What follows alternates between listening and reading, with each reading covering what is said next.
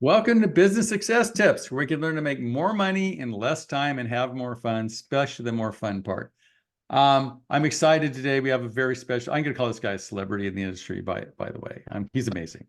His name is Weldon Long from Think Better, Sell Better. And there's not a lot of celebrities in this industry, guys. So listen to this one, okay?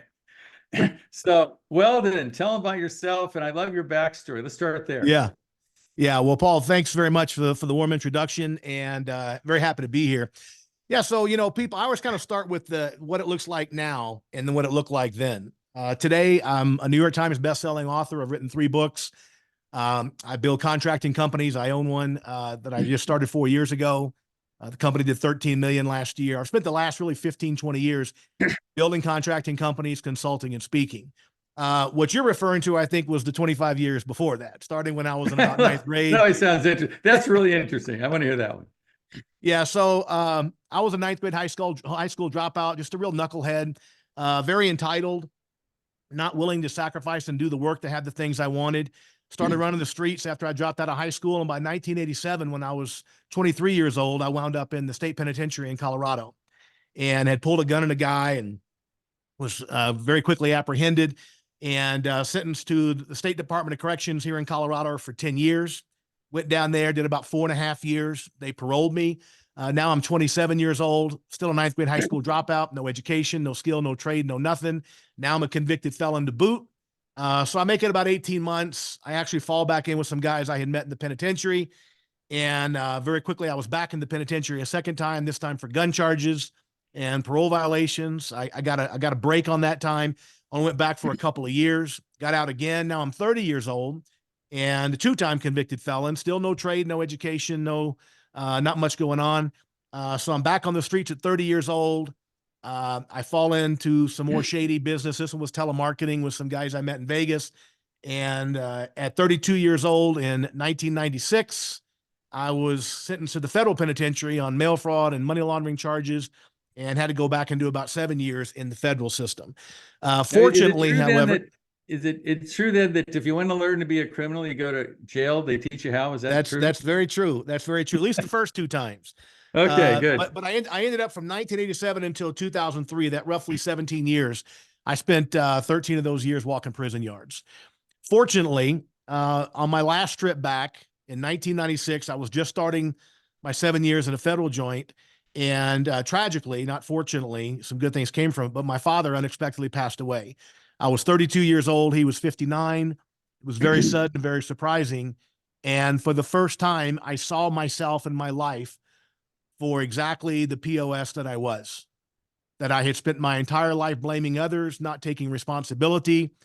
And so I made a decision to change the course of my life. I mean, that's the long and the short of it. And I remember this was a few hours after my father passed away. I was in tears. I was devastated. The reality of my life had hit me. I had a 3-year-old son that I had fathered out on parole. So I had abandoned my own kid, and just the reality of my life at 32 years old and the realization I wouldn't get out again until I was 40 really hit me square between the eyes.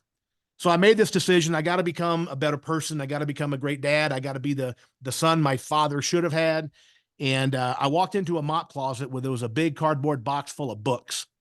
And I start rifling through those books, and I came across a copy of The 7 Habits of Highly Effective People. And that was the first book I read really on the personal achievement journey. And that book completely changed my life. I say it didn't change my life. It saved my life. By the way, years later, Dr. Covey and I would become very good friends. I got to speak with him. He endorsed my first couple of books and was just a very kind and generous man. But that was the beginning of it, of that 7 years. I spent the next 7 years, Paul, studying business and sales. I learned how to sell at the kitchen table from Tom Hopkins, the legendary Tom Hopkins. Man, I love that guy. Absolutely. Another guy became a very good friend. He actually endorsed my first 2 books, or maybe the second 2. He's endorsed a couple of my books. He and I traveled together for 5 years doing events together. And but by the time I walked out of prison 7 years later, I focused a lot on the business, the sales, and what I refer to now as the prosperity mindset, kind of starting with Think and Grow Rich and building on that. And so I realized that my life was a reflection of my thoughts. As Emerson said, we become what we think about all day long.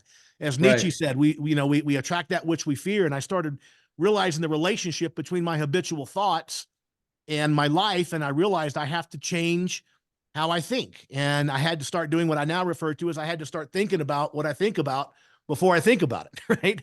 Now, I And got a question for you. This is like, we don't have much control of our mind. If I say, well, then you can think about anything for the next 10 seconds, but don't think about red, or right, don't think about going bankrupt, or don't think right, about money, right? What happens? right. Wow. Yeah. So how do you get over that obsession? Yeah. Yeah. You're right in one respect that obviously the mind kind of has a mind of its own, if you will, right?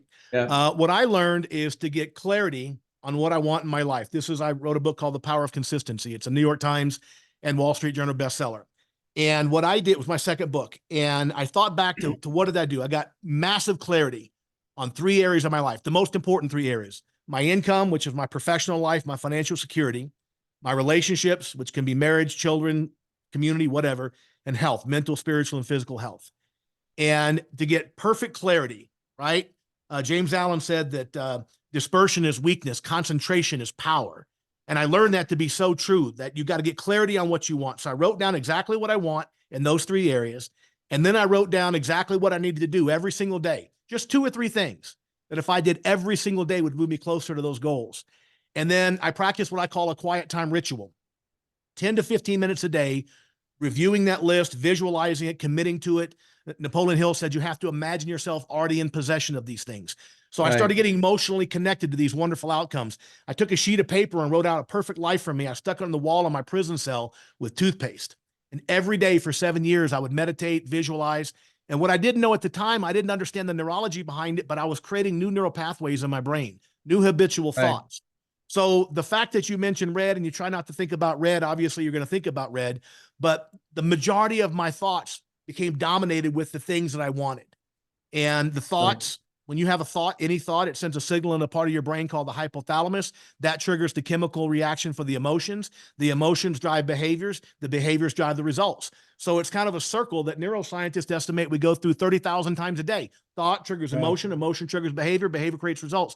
And better thoughts, I started having more positive thoughts, better behaviors. I walked out of prison 7 years later after having done this for 7 years to a homeless shelter. Within 5 years, I built my first HVAC company to $20 million. Inc. Magazine made the Inc. Magazine list, top performing privately held companies, and started writing books and building more companies and consulting and speaking. And my life today obviously looks a lot different. I would say, remember Jim Rohn, he said, work harder on yourself than you do on your job. I Yeah, couldn't, that's what you were doing, obviously, right? yeah, yeah, yeah. Yeah, yeah, and another, I love all those guys. The Jim Rohns of the world, and My favorite guys too. yeah, one of his others that was one of my favorites was that success in life is about doing the ordinary things extraordinarily well, and Right. that's what I learned. It's about the little things, right? It's about on a residential sales call building an awesome relationship, but just focusing on how to go about doing that. Be super thorough in my investigation, really finding out what the homeowners problems and challenges are, crafting solutions, right? It just those little fundamental things in a sales process. I got really, really good at those, and it completely changed my life. I like the quote what is it? Smart people learn from their own mistakes and wise men learn from the mistakes of others. And, there's a lot out there. I mean, what I like about now is, all the information is available for free. You can Yeah, go to the internet now and you it's can insane. get, you can watch crap or you can watch good stuff, but it's all up to you. It's now totally your decision, Yeah, right? I in the power of consistency, I write that success is not a knowledge problem anymore, No, right? It's an no, implementation problem because, like you right, say, you can become an expert on anything in a weekend with YouTube. right. I mean, it's crazy. It's absolutely crazy. Knowledge is pervasive, but implementation is the challenge still. So what would you say to these guys that are laser contractors? How do you get the implementation? Because I've been coached for a long time, and a lot of the people say, well, there's no time for time management, which is like an oxymoron, right? Right, Or right. I'm too busy. You don't understand. Like we have no problem finding employees and we're supposed to find them because we use the right process. And most contractors don't do that. Same thing with sales. You have the right process, you can sell stuff. Yep. And the good news now, all the information, it's no longer an information problem, Right. period. Yep. Right? You get all, but how do you take this information? Like, how do you get in good shape? Well, you eat right and exercise. What's the problem, right? So why is America fat? Right. I mean, so how do you help contractors get with the implementation? If somebody comes to you and says, well, you don't understand, my dog ate the homework, whatever their excuses Right, of the week, right. right? The first thing I do when I go into a company, before I even get into the sales or the operations or financial processes, we teach a mindset program based on my book, The Power of Consistency. And we build a winning culture of personal responsibility and accountability. Far too many people, especially this younger generation, it seems to some extent, but everybody does it. They have a problem and they think all these things out here are the problems: the economy, the weather, my cheap competitors, I can't find employees, whatever it is. Here's the problem with that. If we spend 1 second even thinking that our problem is our competition, the weather, the economy, then that means those things have to get better before my business gets better. And what are the odds of that happening? But if you realize that your success is simply a reflection of what you choose to do about the bad economy, the bad weather, your cheap competitors, in other words, you learn to compete better. If you focus on that, that's what is called building a winning culture, a culture of personal responsibility. If it is to me, it's up to me. Right. Right. I mean, I tell our people, like you are the president of You Incorporated. Yeah, I like Sadhguru says responsibility is the ability to respond, right? Yep. So we all have the ability to respond. Our emotions are our own, our successes are our own. It's totally up to us. If we have the ability to respond, we can create anything. Absolutely. Absolutely. But a lot of people don't literally take responsibility. That's unfortunately true. And I think then when I look at most businesses that fail, 9 times out of 10, it's the owner. Yeah. Yeah. Right. No, and I remember when I started reading these books, this was back in 1996 after my father died. And for years, I thought I was in prison because of other people, the prosecutor, the snitches, the police, the whatever, the judges, the ex-wife, whatever it was. Right. And one day it hit me like, wow, if it's all their fault, then they've got to start acting differently for me to improve my life. That's probably not going to happen. But yeah, it always is at the top of the ship. I don't know any company that's successful that's not because of the owner, and I don't know any companies that are failures not because it's always the owner, right? It's the leadership. It's the leadership. It's the strategic decisions that are made or not made. I've got a very good friend of mine, a guy named Leland Smith, built a $50 million HVAC company out in Southern California, sold it for over $100 million a couple of years ago. And I did a lot of consulting with him, building his sales team and helping them in the sales process, what I call the kitchen table sales process. And Leland would always tell me, he'd say, you know what, my job every day I come in is I look for problems and I solve them. Right. And that was so profound to me in its simplicity. Right. Because it's a microcosm of a sales call. I look for problems and I solve them. But if you don't find the problems, you can't offer solutions. Right. We have to be really thorough in our investigation. I'll give you a quick example. Years ago, I live in Colorado Springs, Colorado now. For years, I lived up in the mountains west of here in a small little town called Woodland Park, Colorado. And every day I drive out of town, come down the mountain pass, this little restaurant called the Hungry Bear. There'd be a white pickup truck, old white Ford. And it said, Joe the Concrete Guy on the side of the truck and a phone number. And I got a kick out of it because it was such a simple business model. Right. You know what Joe does, right? Joe does concrete. Right. So about 2 years after living up there, I'm out in my driveway one day. I realize I need some steps poured, and I get Joe's number. I call him, and he gets out of the truck, and he looks exactly the way I thought he would look: long, bushy hair, big beard, t-shirt, cutoffs, and flip flops. Nothing pretentious, nothing pushy, just a good old boy. And he gives me a price in the steps, and then he turns to me and he says, "Why is your motorcycle trailer parked in the dirt and the rocks next to your driveway?" I said, "Well, Joe, as you can plainly see, my driveway is not wide enough for the trailer." He said, when I'm here pouring your steps, I could widen your driveway. And my budget went from $1,000 to 10 grand, just like that. And after he did the paperwork, I said, "Joe, where'd you learn how to do that?" He says, "Well, I learned a long time ago. If I'm going to feed my family and pay my bills, I got a very simple job. Every time I walk onto a piece of property, I look for every problem that concrete can solve. And I tell the homeowners." Right? There's your sales process. Look for every problem you can solve for your homeowner and offer a freaking solution, and then let them make their decision. Right. But it is simple. It's beautiful in its simplicity. So if you were giving advice, which you do a great job of, to contractors, I mean, let's say, how do you get someone to realize, excuse me, that they're the problem? Yeah. When they're being a victim, when they're some form of a victim where they go, well, I can't find good people, I can't find good clients, some form of being a victim. How do you get them out of that victim mentality into a self-responsibility mentality? So it starts with the mindset, and we go into some exercises around limiting beliefs, and we start examining what their core beliefs are. And if you look at somebody, their core belief is, I can't find good help. Well, you're pretty much done. If that's your core belief, you're right. Right. You So always, we have to you always start get to be right, right? right. You get to be right 100% of the time, right? Because we prove ourselves right. So we've got to stop and look at, where do these ideas come from? My dad, for example, used to, when we were kids, he would say, you know, rich people are crooks. My grandfather would say, he'd say a blessing over a meal, and he'd say, look how good the po folk is eating tonight.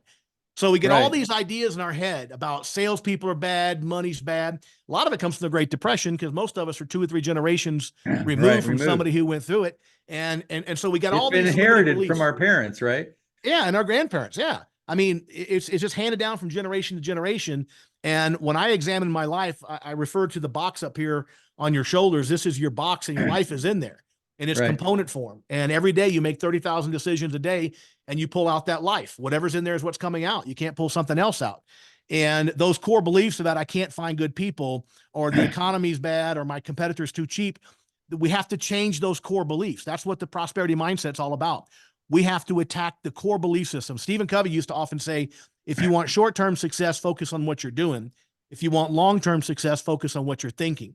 So we have to go to the core of the limiting belief, the irrational thoughts that are undermining everything we're trying to do in business. That's the first step. How do we discover those irrational beliefs, and how do you discover those core? There's a couple of ways I've discovered over the years, and it does take some work. And we sit down and we go through some exercises. A couple of ways.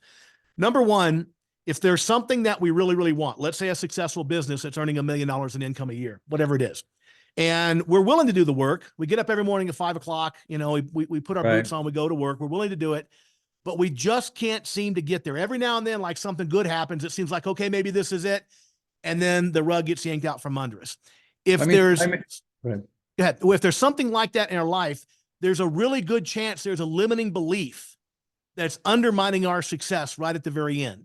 Right? It's limiting beliefs. So we have to look at those situations. What am I trying to accomplish? And what did I learn when I was young, you know, in relation to that experience, right? What did I learn about money? And what did I learn about salespeople? You know, salespeople, you go to anybody in the contracting world, and I've done this 1,000 times, get a bunch of contractors together and say, I'm going to give you a word, and we're going to do a game of word association. I want you to think of the first word that comes to mind when I say the word. And they say, okay. And I say, salesman. 60% of every room I've ever been in comes up with a negative word. Pushy, high pressure, snake oil. Correct. Well, right. Well, you know, and so we have this limiting belief that sales is somehow bad. And we have to get over that. We have to understand that sales is about improving the quality of life for people. It's about improving their lives. It's an honorable profession. And so one of the first things we can do once we change the mindset is I encourage people to elevate the sales function in our businesses. I'm not saying the operational service and installation stuff isn't super important. It is. But here's the thing. You talk to 1,000 contractors. It's their busiest season. They're slammed with work. They can't keep up. They would never go in and ask their accountant to go run a service call or an install. Never, right? But when it comes to sales, they'll find somebody with a pulse and a temperature. You're the sales guy. Right? No regard for whether there's skills there, any training. It's probably your brother-in-law who got fired from his last job because he couldn't sell. Right? We have to elevate the sales function. This company, I've done this, my 6th or 7th company that I've owned. I started this one 4 years ago when COVID hit. It did $13 million last year. We earned almost $2 million in net income, and we just got an offer at a massive multiple in 4 years building, and it was a 5-year plan, so we'll get it sold this year. But it's because we have to service in the operations, quality, great service, all that kind of stuff. But we have to elevate the sales and marketing function. But, you know, one of the things I tell people, I say, when I look at great salesmen, I look at Jesus, Krishna, Buddha. I mean, those are my sales examples, right? Yeah. They were killer salespeople, right? Yeah. They were sincere. They changed the planet, right? They were sincere. They were honest. They were trustworthy. And they told the truth, and people followed them, right? Yeah. So to me, you're right. Elevating sales is key in getting any organization to do. You know, another Jim Rohn quote I love. He says, "What's the future going to be?" And Jim Rohn said, "I'll tell you, and I know the future. I've seen it. It's opportunity mixed with adversity." Right. Right. No, that's so true. And I think to a large degree, our success in life is a reflection not of how we deal with success. Everybody can deal with that. It's how do you deal with setbacks? How do you deal with struggle? And how do you overcome that struggle? A big part of my work within the scope of the mindset is my whole life was about overcoming struggle. All of it self-imposed, by the way, but struggle nonetheless, right? And there was no one to blame but me. But overcoming struggle, your ability to thrive in the face of adversity, has a lot to do with whether or not you're ultimately gonna be successful in your business. Right. True. So again, so you have people focus on how they discover, they write them down. How do they find out what those negative beliefs are that get in the way? One way is to look back and experiences when we're young, right? Typically something happens when we're young. Our memories are created when we attach a powerful emotion to an event. So if I were to ask you, Paul, to go back and think about something when you were a 10-year-old little boy and you thought about it for a second, you got that memory, there's a really good chance that memory you were really happy or really sad or really scared or something that's how we remember things. I remember, Wayne, it was funny. I was doing some therapy at the time, and I said, they said a lot of this stuff came from your dad, because my dad was raised during the Depression, never had enough anything. And he was always in lack, no matter what. We never had a bad day in our life, but it was always the next day was going to be bad. Right. And so I called my dad, he was still alive at the time. I said, Dad, is it true that we were always sort of negative? He says, look at it right now, the union. I've got this giant union pension. Look where the union's investing their money. Oh my God, they could lose all our money. And I go, oh my God, he's still there. And he's like 75. Still waiting for the other shoe to drop. My dad was the same way. And I'm going, oh my, that's where I get all this stuff. Like, oh, what, my obsession worry about money? Gee, I wonder where I got that from, right? Yeah.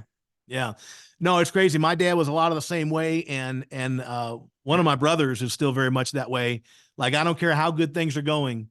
It's like, man, what if it all falls apart tomorrow? Right. What if, I always use the example, the meteor could hit, it's a possibility. We're all be dead. You want to think about it or worry about it? Yeah. What goodness it do, right? Yeah.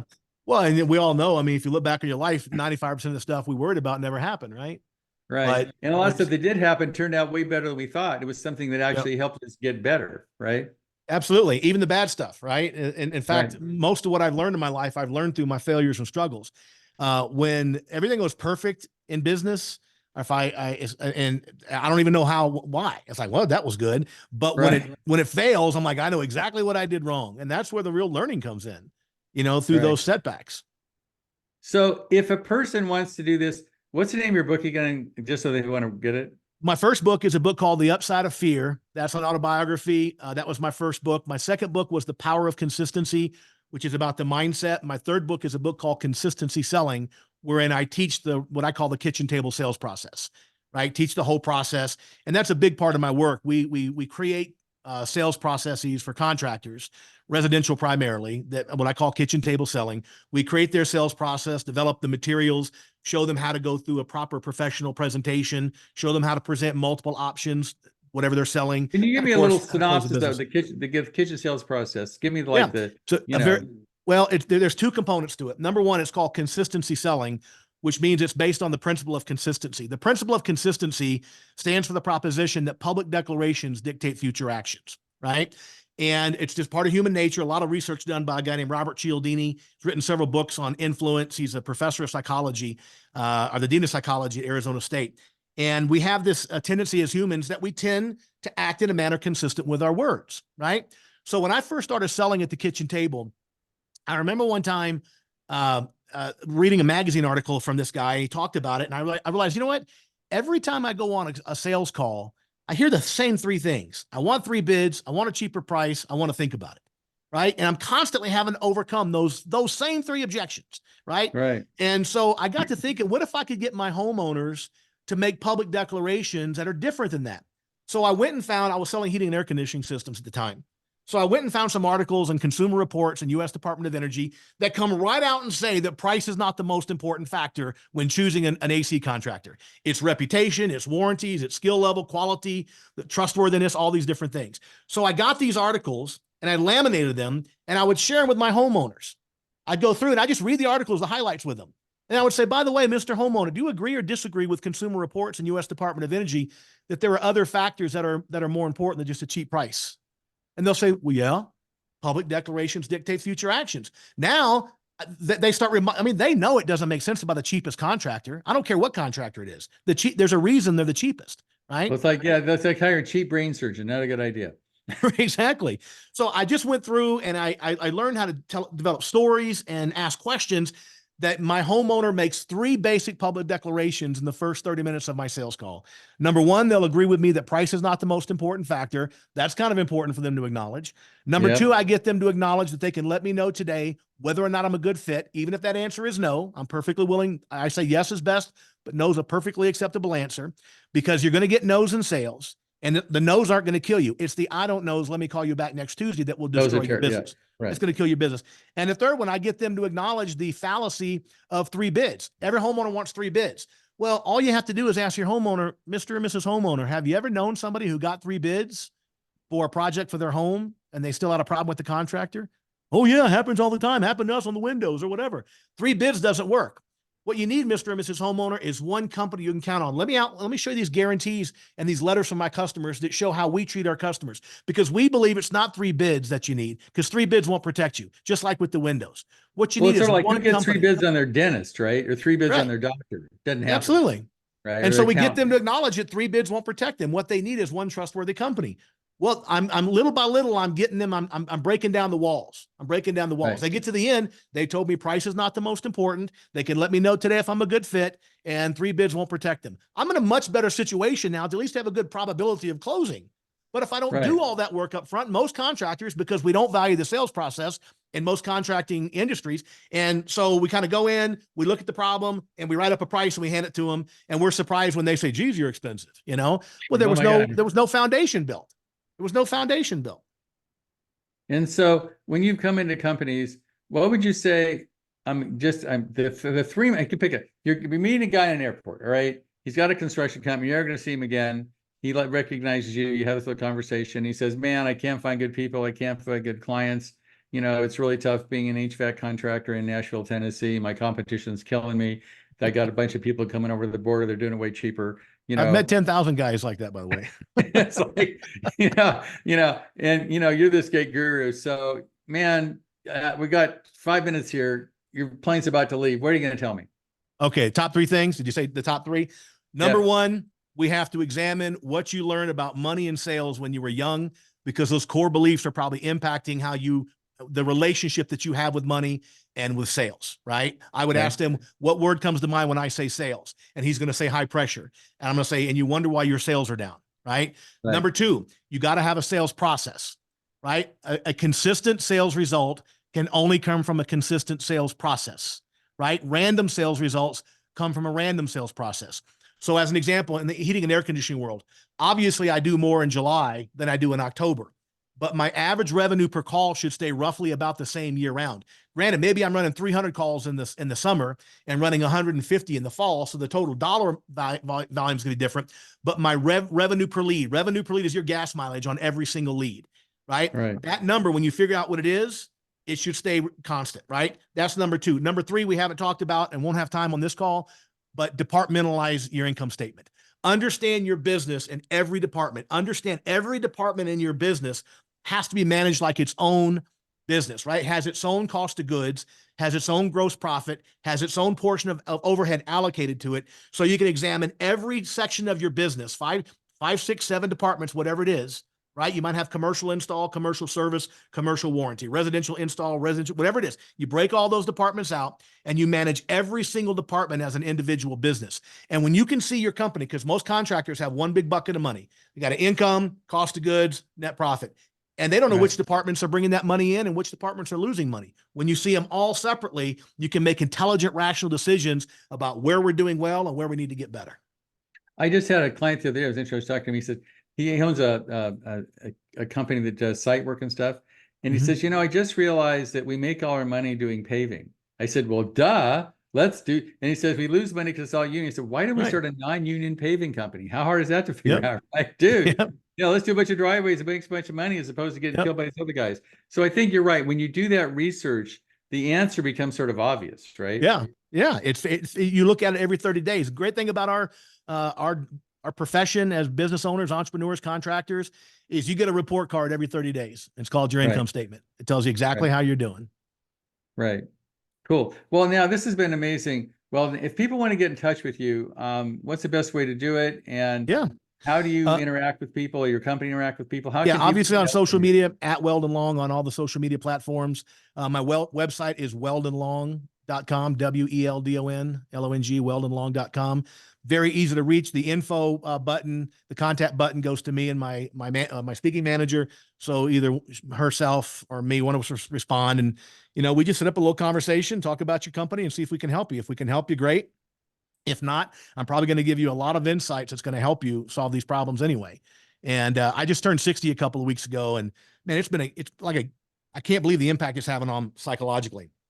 Like the realization that there's going to be an end to this, right? It's like, maybe 20 more really good, healthy years. If I'm lucky, 15 probably. And then maybe 5 where I can't remember where I parked my car. But, it's like, and so my whole thing now is just sharing information. I just did a new masterclass that we used to sell for $1,000. I'm giving it away now. Like, I'm here, take it, and it's just like, it really is about legacy, and contribution and those things. And so if you're out there, you have some questions, go to the website, contact me. Let's have a conversation about your business. If I can't help you, I'll probably be able to point you to the person who can. I might be pointing you back to Paul, but I'll find the guy. Okay. I'll find the guy you need. All right. Okay. So Weldon, thank you very much. Appreciate being here.